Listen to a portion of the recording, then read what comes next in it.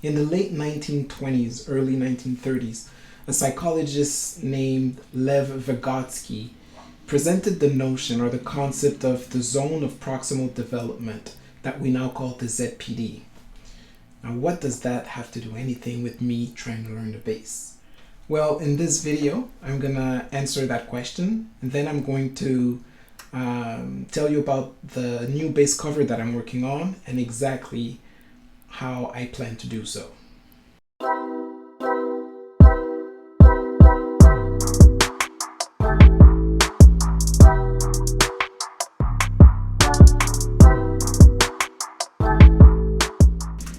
Every teacher knows that when they're crafting or designing activities for their students, they have to make sure that they choose the right level of difficulty.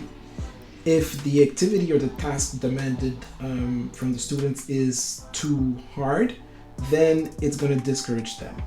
If it's too easy, they're not going to learn anything.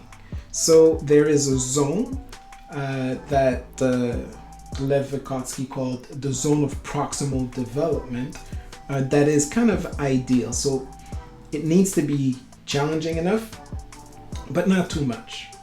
And in that zone, if the student gets the help, the right help of anyone that can help him, well, then the learning is optimized.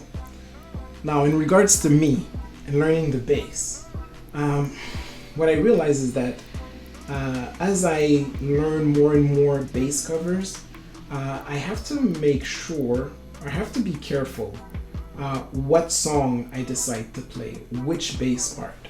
If it's too hard, then it becomes discouraging for me. If it's too easy, I can improve. So, awkwardly enough, in my last bass cover, which was the cake version of I Will Survive, at first I thought it was going to be easy because hitting the notes was kind of easy and the bass line is extremely repetitive. It's the same thing on different chords. However, I didn't consider everything. What I had trouble with was specifically articulation, how to make it sound good, how to shift from certain chords to other chords when I found it hard to do. So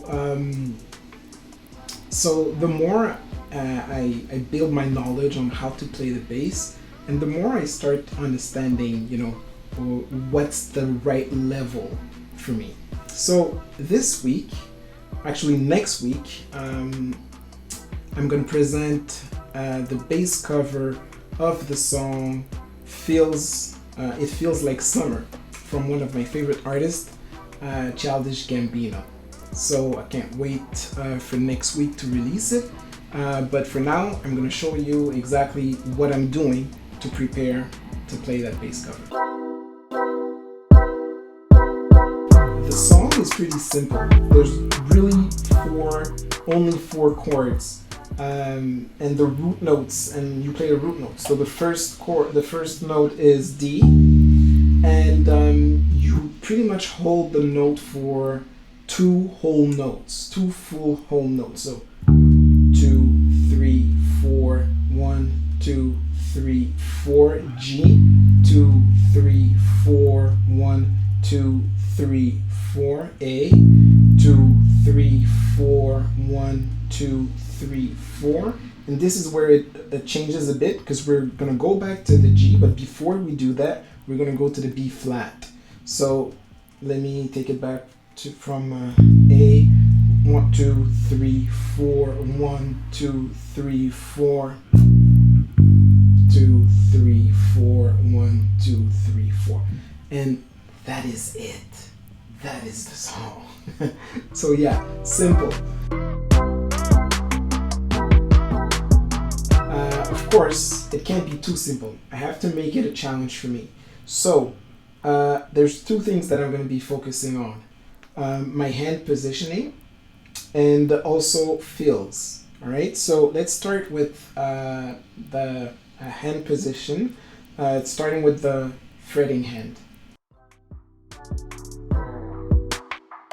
So looking at all the comments that I got from the past covers, one thing that comes back a lot is the fact that I have a hard time keeping my thumb under the neck. This is where it's supposed to be. However, I don't know if it's because I played guitar for a long time before I ever touched the bass, but my thumb tends to sneak up like this, and which is troublesome.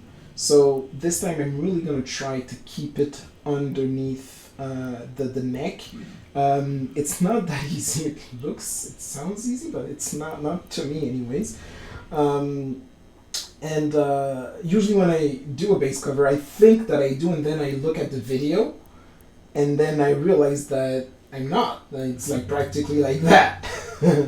So this time I'm really gonna try to keep it under the neck, right?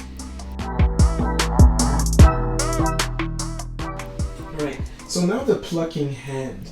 I'm gonna try really hard to, one of the comments that I got was that my right hand wasn't stable enough, and somehow I started also plucking the chords by curling up the fingers like this, which is a problem. All right, so I really have to go through first of all, with my thumb. I'm going to keep my thumb on the pickup, and when I pluck the did I say chord? I meant string. The problem is that in French, une corde is a string, and chords in English is accord in French. So it's the same word, but with two different meanings. So I meant string if I said chord. So I'm going to keep my thumb, I'm going to anchor it on the pickup, and when I pluck the string, I have to go through it. And one thing that I can do actually is make sure that my index joins my thumb, right? Especially for the E chord. And when I'm on the E chord and playing the A chord, I meant the string. When I'm on the E string and I pluck the A string, I'm gonna also try to always bring my thumb on the E string, and that allows for two things. First of all, stability, but also I'm muting the E string as I'm pressing on it, or as I'm letting my thumb on it. All right, and I'm gonna try to do the same thing with the other strings. All right. Because the song is pretty simple, I mean, you play those 4 root notes for the duration of 2 whole notes, I'm gonna have to fill up the piece. I'm gonna have to add fills, and I'm gonna have to kind of improvise. I'm never really gonna play it twice the same way. Basically, you're gonna be using the root note, the 5th, the octave. Sometimes it's the 5th going down, or the arpeggios. So they're all minor chords, by the way. So if I'm on the A minor, all right, I'm gonna use the arpeggios, and I've also prepared 2 specific fills that I came up with. There are 2 sections in the songs where everything dims down, the instruments, there's less, we hear less instruments, and that's where I'm going to, there's more space, so that's where I'm going to put those fills. So the first fill that I came up with happens over a D minor, and it's going to sound like this.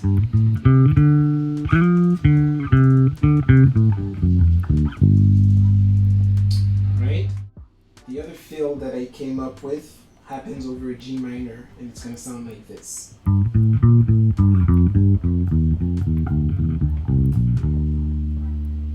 Of course, it's going to go faster, but as I was suggested by many people, learn it slow and then move up the pace.